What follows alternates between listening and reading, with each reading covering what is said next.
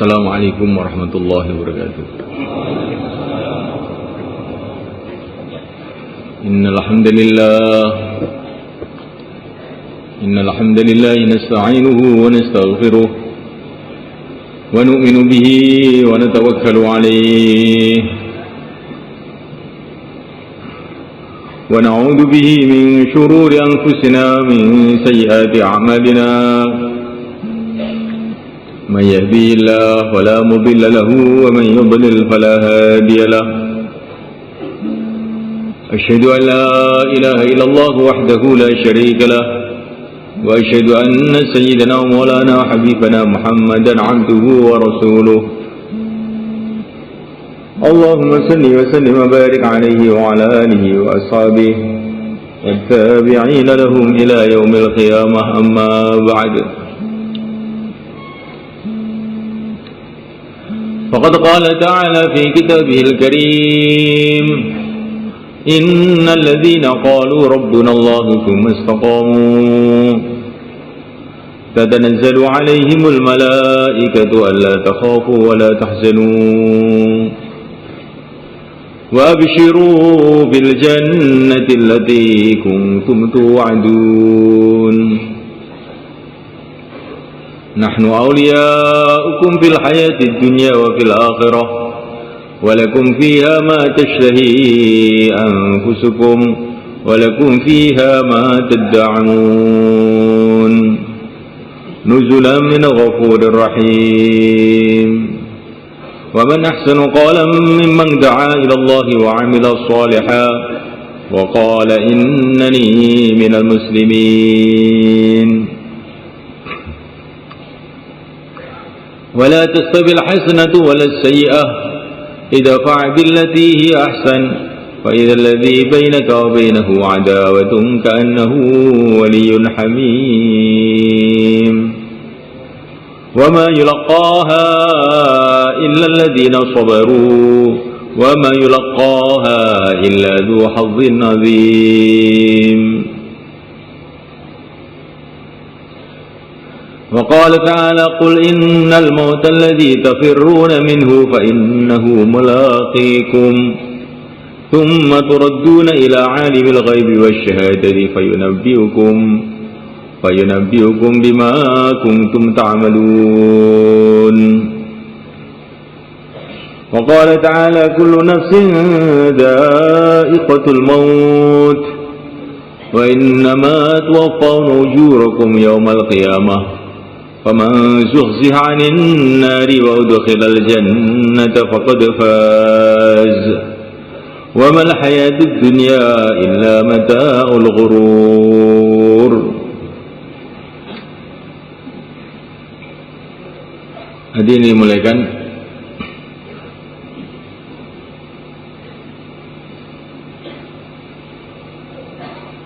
kita ini adalah hamba-hamba Allah.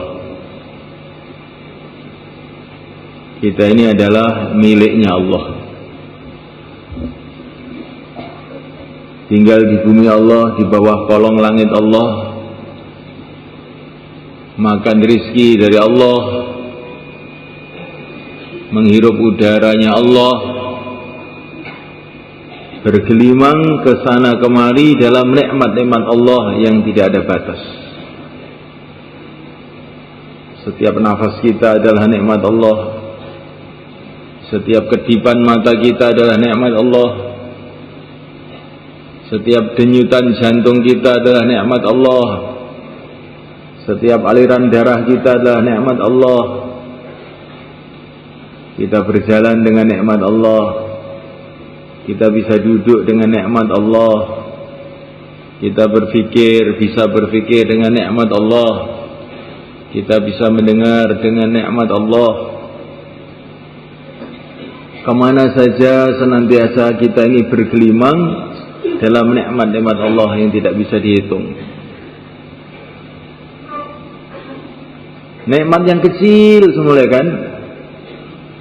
Kalau kita pikirkan itu sebetulnya perkara besar. Cuman kita ini karena tidak berpikir, sehingga nikmat itu kita anggap kecil, kita remehkan. sebutir nasi yang kita makan itu semulaikan, itu nikmat besar. Sebutir nasi itu datangnya dari mana? Dari sawah. Jadi untuk mendatangkan sebutir nasi ke mulut kita ini, Allah Subhanahu wa taala ciptakan bumi ini. Bukan hanya ciptakan bumi saja, Allah ciptakan angin, Allah ciptakan air, Allah ciptakan petani-petani, Allah ciptakan selepan, Allah ciptakan gigi, Allah ciptakan lidah. Ini kalau nggak ada lidahnya nggak bisa kita makan mereka. Allah ciptakan tenggorokan, Allah ciptakan perut, Allah ciptakan sistem yang ada dalam perut ini, yang banyak sekali, yang rumit.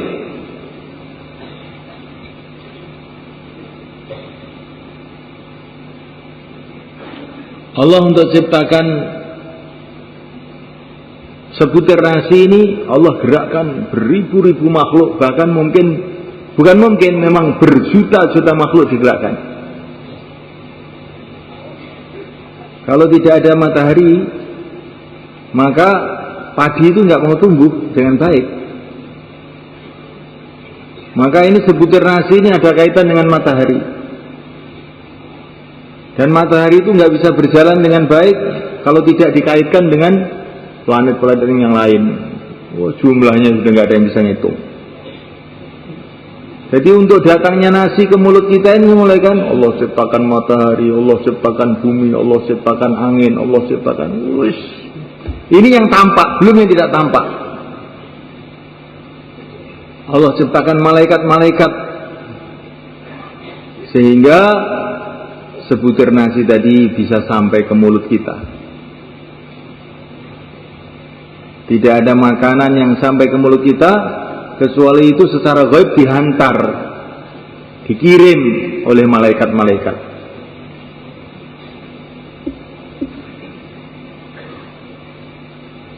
Maka saya teringat satu kiai ini. Beliau ini sakit. Setiap makan muntah, setiap makan muntah, minum muntah. Langsung beliau tidak mau makan, nggak mau minum.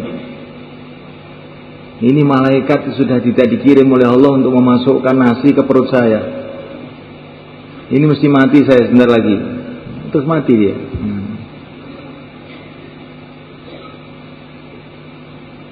Di sebutir nasi ini adalah nikmat besar. Satu hembusan nafas ini nikmat besar malaikat.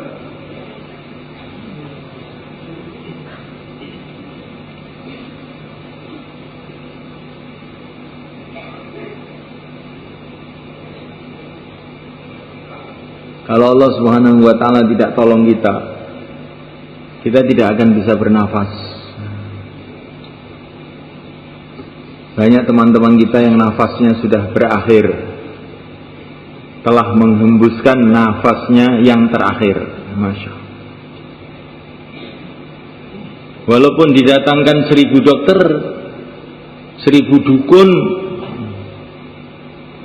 seluruh presiden seluruh dunia dikumpulkan untuk nambah satu hembusan nafas, maka tidak bisa sebenarnya.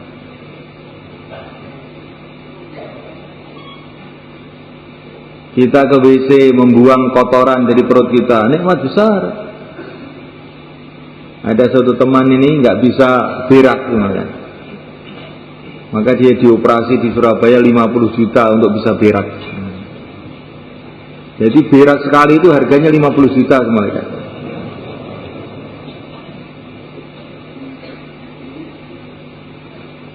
Memuliakan Allah Ta'ala, kita bisa melihat nikmat Allah. Kita bisa duduk dengan tegap. Kita dikasih leher ini yang ada engselnya, ya. Bisa turun, bisa naik, ya.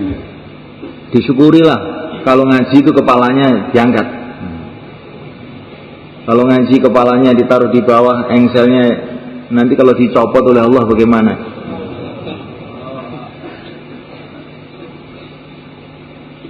Otaknya digunakan untuk mikir yang diridhai oleh Allah. Nanti kalau otak kita dicabut oleh Allah, kemudian kita menjadi orang gila, bagaimana? Usahakan nikmat mata ini digunakan untuk taat kepada Allah. Jangan melihat perkara yang haram. Nanti kalau mata kita dihilangkan, dicabut oleh Allah, siapa yang bisa mengganti mata kita? Cobalah kita usahakan telinga kita untuk taat kepada Allah. Berapa banyak orang punya telinga yang tidak bisa mendengar. Coba ngaji itu dengar. Nanti kalau telinganya dicopot oleh Allah bagaimana? Kulit kita ini nikmat Allah Subhanahu wa taala. Gunakan kulit untuk taat kepada Allah, jangan untuk maksiat kepada Allah. Nikmat-nikmat Allah tidak karuan banyaknya. Ini senantiasa kita bicarakan, malaikat. Karena ini perintah Allah, membicarakan nikmat-nikmat Allah itu perintah Allah. Wa amma bi ni'mati rabbika fahadits. Bicarakan nikmat-nikmat Allah saja. Yang tampaknya menyusahkan, musibah istilahnya manusia. Kalau kita renungi itu nikmat juga sebetulnya. Maka ada ulama itu suka juga alhamdulillah, sedih juga alhamdulillah. Wong sedih kok alhamdulillah. Iya, sedih ini nikmat Allah katanya. Sedih kok nikmat Allah itu bagaimana? Supaya kamu tidak terlalu betah di dunia ini, sehingga kamu ada semangat untuk mikir akhirat. Maka Allah kasih sedih ini, kasih sedih ini, kasih susah. Jadi susah itu nikmat juga sebetulnya. Nikmat supaya kita mendekat pada Allah, supaya kita tidak tertipu dengan dunia ini. Sakit itu nikmat Allah juga sebetulnya. Karena dengan sakit dosa-dosa kita akan diampuni oleh Allah, dibersihkan oleh Allah. Dengan sakit itu kita ini Pak ini. Dengan sakit itu kita ini persiapan. Persiapan apa? Orang itu kalau sudah sakit itu apa? Biasanya apa? Sembuh. Setelah sembuh bagaimana? Sakit lagi. Setelah sakit bagaimana? Sembuh lagi. Setelah sembuh bagaimana? Sakit lagi. Setelah sakit bagaimana? Mati. Jadi kita dikasih sakit itu nikmat Allah supaya kita ini tidak ngeslong. Ada remnya itu. Besedak itu. Dalon-dalon melaku. Tolak-tolak.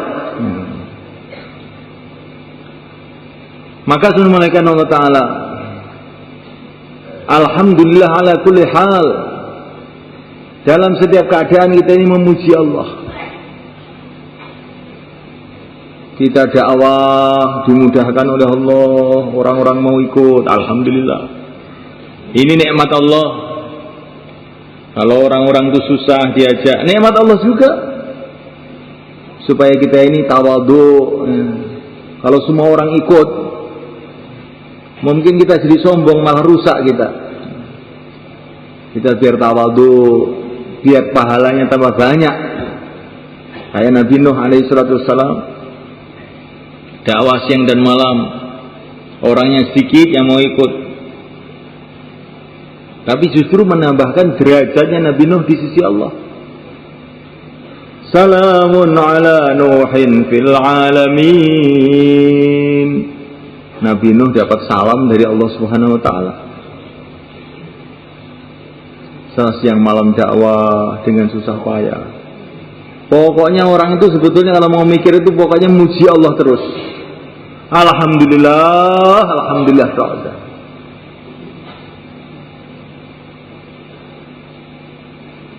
Nah, alhamdulillah ini kata Nabi adalah sebaik-baiknya doa. Karena alhamdulillah itu kata para ulama maknanya segala puji bagi Allah itu maknanya bagaimana? Maknanya ya Allah jadikan segalanya itu kebaikan buat saya. Itu maknanya segala puji bagi Allah.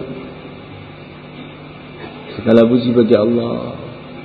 Maksudnya semua yang menyusahkan, yang menyenangkan, yang mendekat, yang dekat, yang jauh, yang di bumi, yang di langit, yang di dunia, yang di akhirat. Ya Allah, segala puji bagi Engkau. Engkau adalah yang maha dipuji. Jadikanlah semua ini kebaikan buat saya. Alhamdulillah. Sebaik-baiknya doa, alhamdulillah.